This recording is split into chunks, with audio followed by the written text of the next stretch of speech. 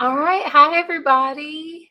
Thanks for tuning in today. If you're joining me live, if you are joining me live, just say hi in the comments or let me know you're here.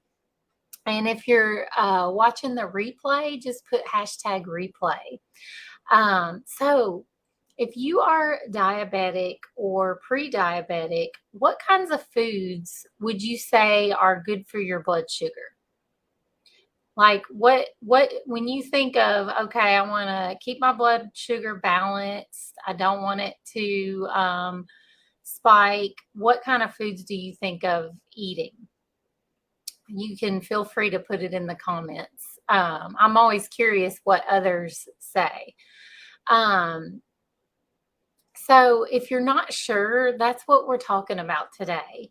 Um, I came up with a list of 5 foods that I actually think are great for diabetes and for blood sugar because because we're going to talk about the reasons why, the specific reasons why I think these foods are really great for your blood sugar. Um, these foods help balance your blood sugar and your insulin and all that in specific ways. So that's what we're going to talk about today. So let's just get right into it, guys. The first food that we're going to talk about for balancing blood sugar is broccoli. So, broccoli contains a compound called sulforaphane. Have y'all ever heard of that? Sulforaphane? I mean, it's really in all cruciferous vegetables like cauliflower, Brussels sprouts, asparagus, cabbage, all these. But I say broccoli because broccoli is probably, something that most people enjoy. So it's a more universal kind of vegetable that people enjoy and they're familiar with and everything. So it contains sulforaphane. And sulforaphane contains blood sugar reducing properties, and that they have been found to effectively reduce fasting blood sugar levels and improve A1C, hemoglobin A1C. Yes, broccoli is versatile, and most people like broccoli, I think. So, um, so this is why it's important for us to eat these cruciferous vegetables to get this sulforaphane.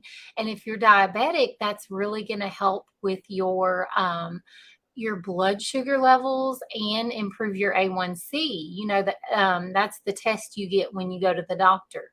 And so this, if you're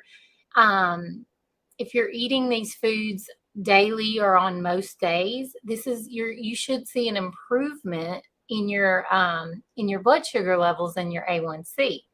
So broccoli also contains a good amount of insoluble fiber, and I've done a video all about like fiber for diabetes. If y'all are interested, I can probably link it below after this. But um, insoluble fiber is particularly good for blood sugar and for diabetes.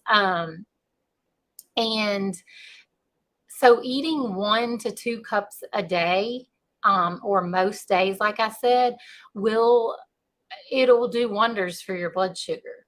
If you can eat, and I think a serving is like 1 cup. So if you can eat at least a serving a day of broccoli, or on most days, like maybe 5 days a week, you should start to notice your blood sugar improving, you know and it's really good for diabetes. So that's the first food. The second food that is great for blood sugar regulation is salmon, or really any seafood. But I'm specifically saying salmon because of the great fat, healthy fat content in it, because not all fish have that much healthy fat in it. So I'm particularly talking about salmon, but any seafood is really good for blood sugar. But salmon is high in omega-3 fatty acids. and also protein. It's a high fatty, high protein fish. And it also has no carbohydrates. Like there's zero carbs in it. And so this combination of healthy fats and protein, um, and no carbs not only keeps your blood sugar stable, but it also helps keep you full for longer because of the macronutrients in it, the combination of macronutrients. So, salmon is a great choice for diabetics for your blood sugar. And when you get a good, like a healthy fat and a high amount of protein, that's really gonna keep you satiated for a long time. You will not feel the need to snack. Usually when I eat a good like salmon or steak or something like that, I do not feel the need to snack because I've got the healthy fats and the high amount of protein. So, um, so it will keep you fuller longer, and because seafood is high in protein and low in carbs, it's not going to have an effect on your blood sugar like some other, foods. So it's recommended to consume no more than 12 ounces of seafood per week because, it has higher amounts of like mercury and stuff in it. So you do want to use caution with that. And that's the only reason that they recommend you do no more than 12 ounces a week because of the mercury content. And not all fish are created equal on that. Especially like, if you get a wild salmon or a farm raised salmon, one might be higher. I always choose wild because it's going to be more nutrient dense. But we don't know the mercury content. So I usually only eat seafood like twice a week. Because of that, because I don't want to get too much mercury because you don't know how much is in the seafood that you're eating. So the next food that's great for blood sugar is kimchi or sauerkraut. Have you guys heard of that? Like, I know growing up, we used to eat sauerkraut all the time with like the bratwurst or, because I'm German. My ancestry is German. So we were real big into that. We loved that. Yeah. So kimchi, I have tried. Now I got a flavor that I didn't really care for, so I really haven't tried another one, but I love sauerkraut. Like I can just eat sauerkraut. um, it's good to me. So anyway, the reason sauerkraut is great for blood sugar is it's a fermented food, and fermented foods contain probiotics. I'm sure you guys have heard of probiotics by now, but fermented foods contain probiotics, minerals, and antioxidants. And fermented foods help build up good gut bacteria. And that helps with insulin sensitivity. So, someone who is insulin sensitive requires a smaller amount of insulin to reduce blood sugar in the bloodstream. So, it's a good thing to be insulin sensitive. That's what you want. Because then you won't need as much insulin. Your body won't require as much insulin, so your body won't release as much insulin, or have to release as much insulin to reduce blood sugar in your bloodstream. So this is a good thing. This is what we want, and when we have a good healthy gut, like good gut bacteria, it's not only just good for insulin and all that, but it's great for our immune system and just so many things. If we have the good probiotics in our gut, and we have a healthy gut bacteria, healthy gut microbiome, if we have a healthy gut microbiome, there we go. It is great for so many things. So we want to work on getting those probiotic foods, and not just getting probiotics from a supplement, but actually getting it from our food. Um, because it's always better. Our body always does better when we get um, antioxidants, minerals, vitamins, and things like that. It always does better if we get it from its natural source, which is food.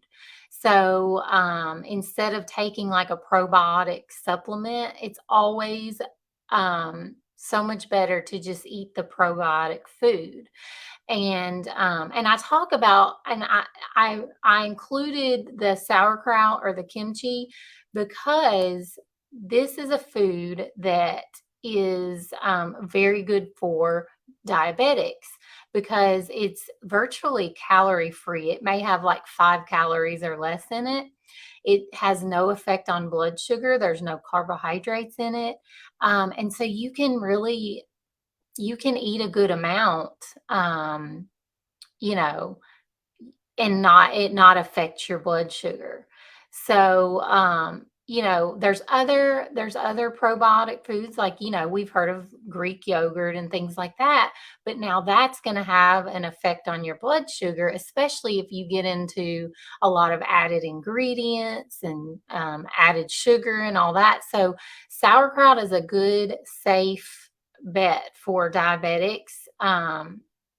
And so anyway, you only need about 2 tablespoons of kimchi or sauerkraut per day to get the benefits of it for your gut microbiome, to get the probiotics that you need.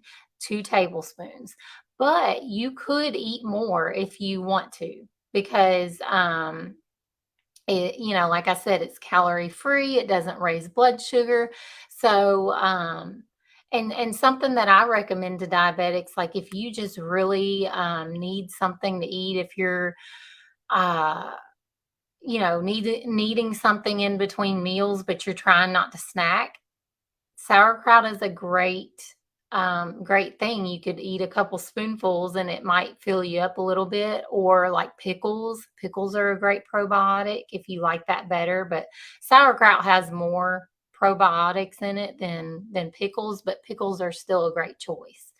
um, and they have like electrolytes in them and things like that. So anyway, 2 tablespoons is the minimum, like daily, to get the amount of probiotics that you need to help your gut, to have a healthy gut. So try that if you do like it. If you don't like it, then don't worry about it. Just choose something else. Okay, another great food for blood sugar is avocado. And avocados are a food they're high in healthy fats and high in fiber. So they're also high in vitamins and minerals. So they are just very nutrient dense. And studies show that these nutrients not only help with blood sugar management, but they can also protect against the development of metabolic syndrome. So, metabolic syndrome is when you have, like if you have diabetes, obesity, and high blood pressure or heart disease, or three, like three medical issues, health conditions. That's metabolic syndrome. Oh, good, good. Yeah, I love it too. I love broccoli. So do my kids. Um, so avocado, the nutrient density of it helps with blood sugar management, and like I said, uh, these studies have shown that the nutrients in avocados can help with metabolic syndrome. Um, And because avocados have a combination of the healthy fats and fiber, they also improve insulin sensitivity, which is what we want, right? We talked about that earlier. We want insulin sensitivity. We want to be insulin sensitive. So it is recommended to eat about half an avocado a day to see the effects on blood sugar. So half an avocado a day, and that's usually what I eat. Now I might eat it like 5 days a week. I don't eat it like every day, but I'll put it in my salads. I'll use it like instead of like a mayonnaise or whatever. I do all kinds of stuff with it, you know. I can just eat it. I can put it on my eggs. There's so many things I can use it on, and I just love the taste of it, especially with like some sea salt. It's really good. Okay, and the last food I want to talk about today for lowering blood sugar is grass-fed beef. And the reason I say grass-fed beef, we're going to talk about this because I'm not just saying beef, I'm saying grass-fed beef. Grass-fed beef contains more antioxidants, more essential vitamins, and more omega-3 fatty acids than grain-fed beef. And if you're buying beef that does not say grass-fed beef, you're buying grain-fed beef because it's always gonna say on there if it's grass-fed. It won't always say that it's grain fed. So grass-fed beef is just way more nutrient dense than grain-fed beef. And these nutrients are important for normal hormone functions like insulin. So you're getting a higher vitamin content, higher mineral content, and higher like omega-3s and everything. And this is going to help balance your hormones. And insulin is a hormone. And so this is very important. And I also want to point out when you consume grain-fed beef, you're also consuming antibiotics because they give all cows with, you know, they're fed grain, you know, they're like conventional cows. They are given antibiotics. They're given growth hormones to make them like fatter and bigger, you know. And then they're also full of pesticides from the grain that they're eating. So all of these three things make grain-fed beef more toxic and less nutrient dense. So,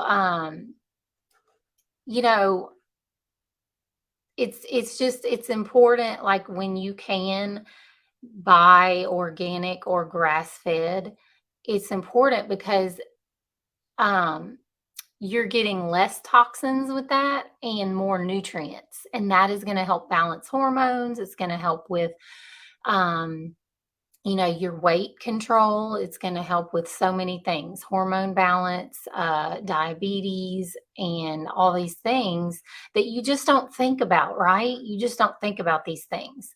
Um, and so you may not see the difference right away, right? Like if you've been eating conventional beef, like grain-fed beef, and then you switch over to grass-fed beef, you may not see the difference right away, but in the long run, um, you're getting less essential nutrients and more toxic chemicals, like I said. And that's going to start to affect your insulin and your blood sugar in the long run.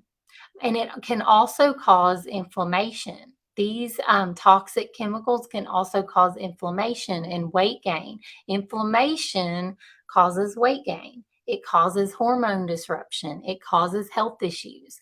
So this is why I say to buy grass-fed, and really any grass-fed meat, not just beef, but beef is, like I said, it's another universal kind of something that everyone eats and everyone likes, right? So this is why I always stress buying organic whenever possible, right? I'm not 100% organic. I don't buy everything organic, but when I can, I do. Um, and there's not a certain amount of beef you should eat, to get these benefits. But I do recommend eating at least 30 grams of protein at each meal, especially if you're eating like 3 meals a day. 30 grams at each meal is a great start to get enough protein. Um, and that's kind of universal for everyone, for all adults. So if you are diabetic or pre-diabetic, these 5 foods can help your blood sugar and your insulin in different ways, right? Like we talked about all the ways that these foods can help. And I'll go through them one more time so y'all know. The first one was broccoli. And then, like I said, any cruciferous vegetables are great. Salmon or any seafood, kimchi or sauerkraut, avocado, and grass-fed beef or grass-fed meats. So over time, if you continue eating these foods that are good for you, and good for your blood sugar, then and you limit the foods that are not so great for your blood sugar, then you're going to increase your chances of reversing your diabetes. So if you focus on you know more of these foods that we talked about today, you're going to notice, like, and you'll naturally, if you're focusing on getting a cup of broccoli a day and seafood twice a week and kimchi or sauerkraut every day, and all these foods, if you're focusing on these daily, then you're going to naturally start cutting out some of the other foods that may not be as good for your blood sugar, because you just won't have room for them. You'll be too full to eat them, right? So that's also a good thing. So when you start doing that, you're going to start seeing the difference in your blood sugar, in your A1C when you go to the doctor over time. And this will increase your chances of reversing your diabetes or reversing your pre-diabetes, because it's totally possible. You can do this. So I want to know what other foods you eat on, like what other foods do you notice help balance your blood sugar or lower it? Like when your blood sugar is high, if you're diabetic and you take your blood sugar in the morning and you notice that it's high, what foods do you eat to try to keep it lower or bring it down? Are there any foods that you think about or use for that? Let me know. I would love to know what you do. And if you are needing a plan to help you know what and how much to be eating for your diabetes, I do offer personalized nutrition blueprints. So in your blueprint, you would get a personalized calorie and macro breakdown based on your lifestyle, as well as a detailed plan on what you say your goals are. So whatever you say that you want to achieve, whether it's weight loss, gain muscle, balance blood sugar, balance hormones, whatever it is, you would get a detailed plan based on what you say your goals are. So if you are interested in learning more about that blueprint, I'm going to put a link in the comments to the blueprint so you can just click on it and read more about it if you've never heard of it before.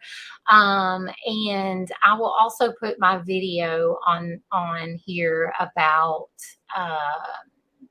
what did I say I was going to post a video about? I'll have to go back through and remember. I'll post the video that I talked about earlier. All right, guys. I hope this information was helpful to you, and I hope it helps you on your diabetes journey and to reversing your diabetes and everything. And I hope you have a good rest of your week, and I will see you next Tuesday. All right. Bye, guys.